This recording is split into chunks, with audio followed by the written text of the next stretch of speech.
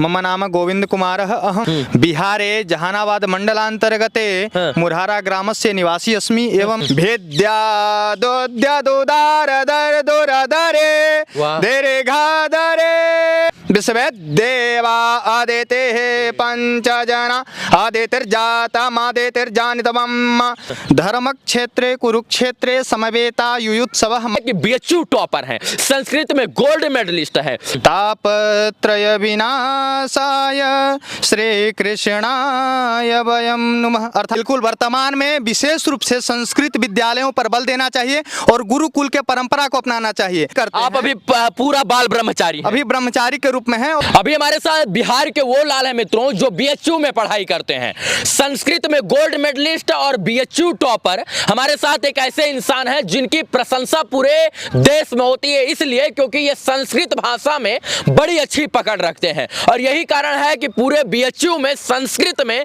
इनको gold medallist घोषित किया गया और गोल्ड मेडल देकर इनको सम्मानित किया गया। स्वागत है आपका जी। नमस्कार। क्या नाम हुआ आपका और कहाँ के रहने वाले हैं और कहाँ पढ़ते हैं, तीनों चीज बताइए। मम नाम गोविंद कुमारः अहं बिहारे जहानाबाद मंडलांतर्गते मुरहारा ग्रामस्य निवासी अस्मि एवं विश्वविद्यालय काशी हिंदू विश्वविद्यालय वाराणस्यां पठामि। हाँ, वाराणसी में आप पढ़ते हैं। अच्छा, ये जो है संस्कृत में इतनी पकड़ कैसे हो गई आपकी? संस्कृत जो है भारत भूमि का, भारत का मिट्टी में वास करता है। संस्कृत जो है देव भाषा है और अनादिकाल से देवताओं के भाषा के साथ मनुष्यों का भी भाषा रहा है। वर्तमान में अंग्रेजों के प्रभाव से आंग्ल का प्रभाव बढ़ा है और आज भी पढ़ाया जाता है कि 1500 ईसा पूर्व से 500 ईसा पूर्व तक संस्कृत भाषा ही जन जन का भाषा था। बाद में प्राकृत हुआ, प्राकृत से पाली हुआ और उसके बाद हिंदी हुआ है। और हिंदी से जैसे आप जानते हैं कि बिहार में मगही, मैथिली, भोजपुरी, उत्तर प्रदेश में अवधी, बघेली, छत्तीसगढ़ी, इस तरह से सारे राज्यों में अन्य अन्य भाषा सभी संस्कृत से ही बने हैं। अतः संस्कृत ही शुद्ध और परिनिष्ठित अर्थात देवताओं की भाषा है। इसलिए संस्कृत जो है मुख्य होने के कारण हम संस्कृत से प्रेम करते हैं और संस्कृत भाषा को अपनाते हैं, सीखते हैं, उसी से व्यवहार चलाते हैं। सब्जेक्ट कौन सा पढ़ते हैं? संस्कृत पढ़ते हैं, मैथ, इंग्लिश, क्या क्या पढ़ते हैं आप लोग? संस्कृत में जो वेद है हमारा, वेद के अंतर्गत सब कुछ आते हैं। जितना भी विमान शास्त्र या गणित के द्वारा या किसी भी प्रकार के आप इस भौतिक जगत में देख रहे हैं, सब के सब वेद से निकला हुआ है और वेद में सभी विषय है, अतः हम सब कुछ पढ़ते हैं। अच्छा, तो श्रीमद् भागवत भी पढ़ते हैं क्या? बिल्कुल पढ़ते हैं। एक श्लोक सुनाइए श्रीमद् भागवत का। बिल्कुल सुनाते हैं। सबसे पहले एक भगवान श्री कृष्ण के प्रार्थना के लिए सरल श्लोक है उसमें।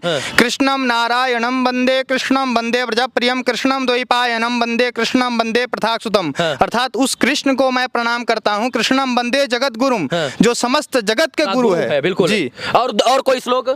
हाँ, और कहीं से भी आप पूछ सकते हैं। आप सुनाइए, हम नहीं पूछेंगे, आप ही सुनाइए कोई संस्कृत में जो है गीता का श्लोक सुनाइए, क्योंकि गीता का ज्ञान कहते हैं अगर जिसे मिल गया उसका जीवन जो है तर जाता है। वो गीता में 700 श्लोक है, उसका प्रथम श्लोक हम सुनाते हैं। धर्मक्षेत्रे कुरुक्षेत्रे समवेता युयुत्सवः मामकः पांडवाश्चैव किम कुर्वत संजय। इस प्रकार से श्लोक का प्रारंभीकरण होता है और पूरे गीता में भगवान श्री कृष्ण उपदेशात्मक किस तरह से जीवन व्यतीत करना है, जीवन जीना है, यह पूरे के पूरे विवरण उसमें प्रकट करते हैं। जिस भारतवर्ष की पहचान संस्कृत से होनी चाहिए, जिस भारतवर्ष की पहचान संस्कृत से थी, वहां कहीं ना कहीं आज के युग में संस्कृत को लोग देखना और सुनना और पसंद नहीं करना चाहते हैं। और यही कारण है कि भारत की पहचान संस्कृत से थी, लेकिन संस्कृत कहीं ना कहीं विलुप्त हो रही है। लेकिन ये जैसे छात्र लोग सर संस्कृत को जीवंत करके रखे हैं और यही कारण है कि संस्कृत का लोग प्रचार प्रसार करते हैं और पूरे बीएचयू में संस्कृत में अव्वल दर्जा पाने के लिए इनको गोल्ड मेडल से सम्मानित किया गया।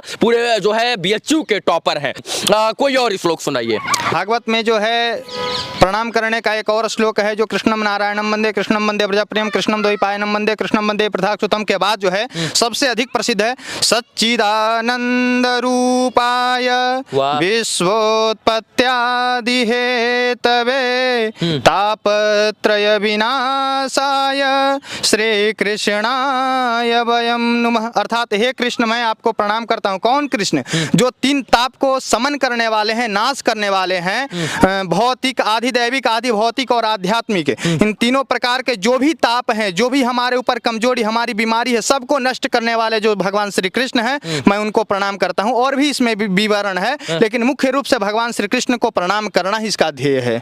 संस्कृत भाषा से हमारी पहचान है, लेकिन सरकारों की वजह से कहीं ना कहीं संस्कृत भी हम विलुप्त हो रही है, और संस्कृत जो विलुप्त हो रही है उसमें सरकारों का बहुत बड़ा योगदान है। सर, संस्कृत विद्यालय हुआ करते थे, गुरुकुल हुआ करते थे पहले, न गुरुकुल है न संस्कृत विद्यालय बचा है आज के युग में, बल्कि उर्दू, फारसी, इसके बाद कंपोजिट विद्यालय, इंग्लिश विद्यालय बनाया जा रहा है, लेकिन संस्कृत विद्यालय कोई भी नहीं बनाया जा रहा है, जिसकी वजह से संस्कृत और सनातन धर्म की पहचान वो विलुप्त होती जा रही है। बिल्कुल, वर्तमान में विशेष रूप से संस्कृत विद्यालयों पर बल देना चाहिए और गुरुकुल के परंपरा को अपनाना चाहिए। आज देखिए इस्कॉन टेम्पल या अनेक माने टेम्पलों के माध्यम से विदेशी लोग जो हैं वो गुरुकुल वाले कल्चर को, गुरुकुल वाले व्यवस्था को अपना रहे हैं और भारतीय संस्कृति के अनुसार जीवन यापन करके भगवान को और परम तत्व को जानने की इच्छा रखते हैं और जीवन को मोक्ष के द्वार पे ले जाते हैं। जब संसार चकाचौंध में, इस सांसारिक भौतिक युग में चकाचौंध में पड़ा हुआ है, बस काम और अर्थ, ये दो चीज के पीछे जा रहे हैं, पैसा कमाना और भोग करना। लेकिन भारतवर्ष का रहा है कि हम चार ऐसे पुरुषार्थ को माने हैं, पहले धर्म करेंगे, उस धर्म के द्वारा अर्थ का अर्जन करेंगे, पैसा कमाएंगे और फिर उससे काम इत्यादि की पूर्ति करेंगे और तब मोक्ष के द्वार। जब तक हम भगवान के मोक्ष के द्वार पे पहुंचना चाहते हैं, जब तक हम संस्कृत और संस्कृति को नहीं अपनाएंगे, तब तक उस द्वार तक नहीं जा सकते। और संस्कृत को अपनाने के लिए, संस्कृति को अपनाने के लिए गुरुकुल के परंपरा के अनुसार जीना चाहिए, ताकि हमारे अंदर संस्कार हो, और संस्कार रहेगा तभी हमें ये ज्ञान रहेगा कि कौन बड़ा है, कौन छोटा है, कौन माता है, कौन पिता है, कौन पति है, कौन पत्नी है, कौन भाई है, कौन बहन है। और इस तरह से सबके साथ जैसा व्यवहार होना चाहिए व्यवहार करेंगे, फिर दुराचार जितना बढ़ रहा है संसार में सब कम जाएगा। यदि गुरुकुल पर हम बल देते हैं, सरकार बल देती है, समाज बल देता है, तो गुरुकुल के माध्यम से सबके अंदर शिक्षा व्यवस्था मजबूत होगा, संस्कार मजबूत होगा, फिर दुराचार कम हो जाएगा। अच्छा, ये बताइए, इस परिधान में है और इसे भारतीय परंपरा के अनुसार परिधान बताया गया है, हम आपको क्या माने, कि युवा माने, एक जो है शिक्षक माने, एक आचार्य माने, एक विद्वान माने, या फिर एक आपको साधु माने, या फिर आपको सन्यासी माने, या बाबा माने, क्या माने आपको? हम जी, हम भारत भूमि के एक छोटा सा बालक हैं। अब आप इसको जिस भाषा में परिभाषित कर सकते हैं, हमारे यहाँ ब्रह्मचर्य, गृहस्थ, वानप्रस्थ और संन्यास से 4 परंपराएं रही है। आप बिल्कुल सही कह रहे हैं कि क्या माने हम, तो अभी जो है बिल्कुल हम ब्रह्मचारी के रूप में है, अर्थात हमारे यहाँ परंपरा रही है कि जब तक हम शिक्षा अध्ययन करते हैं। आप अभी पूरा बाल ब्रह्मचारी, अभी ब्रह्मचारी के रूप में है, और इसके अनंतर गृहस्थ जीवन में प्रवेश करेंगे, फिर वानप्रस्थ और संन्यास के तरफ अग्रसर होंगे। मतलब गृहस्थ जीवन बिताएंगे, बिल्कुल शादी विवाह करेंगे, बिल्कुल करेंगे। साधु आपको नहीं माना जा सकता? नहीं माना जा सकता है, क्योंकि हम जब तक विवाह नहीं करेंगे तो हम जो अध्ययन करते हैं उसके बाद हम तप इत्यादि करते हैं, भारत भूमि में रहते हैं, संध्या करते हैं, और हमारे अंदर जो तेज है उस तेज के द्वारा किसी अच्छे पुत्र का, किसी अच्छे संतान का जब उत्पत्ति नहीं होगा, तो हमारे भारत भूमि के विकास में, भारतीय सभ्यता को संभालने में, भारतीय संविधान को सुरक्षित करने में, संभालने में, यहाँ की कमियों को दूर करने में कैसे कोई लग सकता है? क्योंकि संस्कृति के तरफ सारे जो भोग में विलुप्त हैं वो सारे विदेशी लोग आ रहे हैं, सारे फॉरेनर आ रहे हैं, और हम जो भारतीय हैं, जो हमारा ये भाषा रहा है संस्कृत, हम जब इसका अध्ययन करते हैं तो हमें ऐसे उपेक्षित दृष्टि से क्यों देखा जाता है? इसमें सुधार होना चाहिए। और बात आप पूछते हैं कि इसे क्या कर सकते हैं, तो संस्कृत के माध्यम से संसार के कोई ऐसा चीज नहीं है जिसे हम प्राप्त नहीं कर सकते हैं, सब कुछ प्राप्त कर सकते हैं, बशर्ते जो सरकार पक्षपात करता है संस्कृत के छात्रों के द्वारा, वो पक्षपात करना छोड़ दे और स्वतंत्र रूप से जैसे सबकी मान्यता है वैसे संस्कृत वाले छात्रों को भी मान्यता देनी चाहिए। हम इसके माध्यम से हर चीज बन सकते हैं। जैसे अभी कुछ दिन पूर्व बिहार के डीजीपी भी संस्कृत से यूपीएससी निकाल करके ही डीजीपी पद पे गए थे, तो इस तरह से डीजीपी पद तक हो गए, आईएएस बन सकते हैं, आईपीएस बन सकते हैं, आचार्य वगैरह भी बन सकते हैं आप? हाँ, आचार्य, प्रोफेसर, शिक्षक, हर एक पद पे जा सकते हैं, धर्म गुरु। ये जो वस्त्र में है मित्रों, ये संस्कृत परिधान है, ये भारतीय परिधान है, लेकिन इसका उपहास भी लोग उड़ाने का प्रयास करते हैं। सूट बूट के जमाने में अगर इस परिधान में निकलेंगे तो लोग उपहास भी उड़ाएंगे, लेकिन उपहासों से ऊपर उठकर ये अपने संस्कृत को, अपने कल्चर को, अपने देश को, अपने संस्कृत सनातन धर्म को आगे बढ़ाने का कार्य कर रहे हैं। और यही कारण है कि बीएचयू टॉपर हैं, संस्कृत में गोल्ड मेडलिस्ट है, और गीता, भागवत, चारों वेद, यजुर्वेद, सामवेद, अथर्ववेद और इसके बाद तमाम वेदों का जो है सब चीजों का ज्ञान करते हैं, अध्ययन करते हैं, ज्ञान रखते हैं। आपको आता है जो है स्वास्थ्य वाचन वगैरह? हाँ, बिल्कुल आता है। स्वास्थ्य वाचन सुनाइए। सुना देते हैं, लेकिन उसके लिए थोड़ा सा नियमों का पालन करना होगा। बिल्कुल।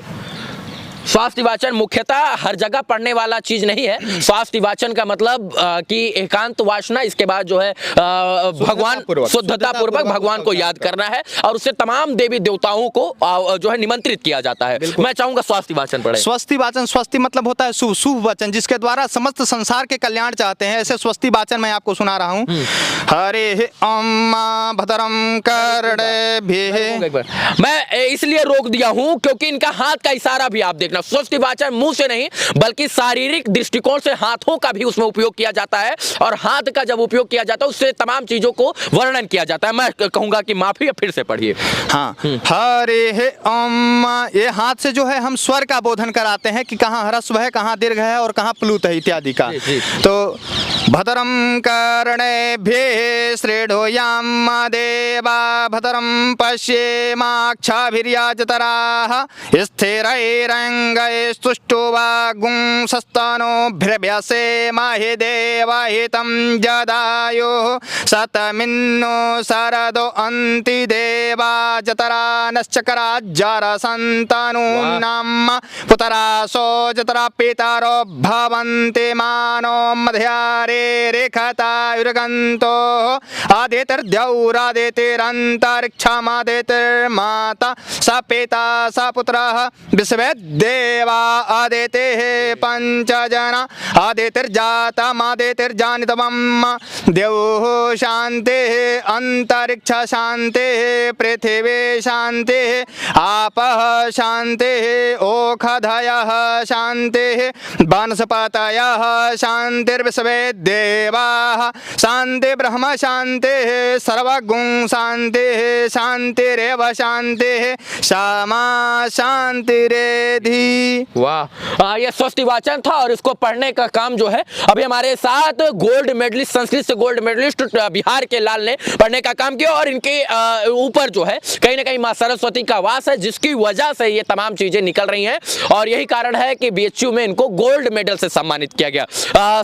जो है आप हमसे जुड़े सर, उसके लिए बहुत बहुत धन्यवाद आपका। धन्यवाद आपको भी। बाकी संस्कृत को बढ़ावा मिलना चाहिए और संस्कृत को पुरानी परंपरा के अनुसार पुरानी पहचान मिलना चाहिए, इसके लिए हमसे ज्यादा सरकारों को जागृत होना पड़ेगा। बाकी इस वीडियो को देखने के लिए तमाम दर्शकों का आभार, शुक्रिया, शुभकामना मित्रों, धन्यवाद।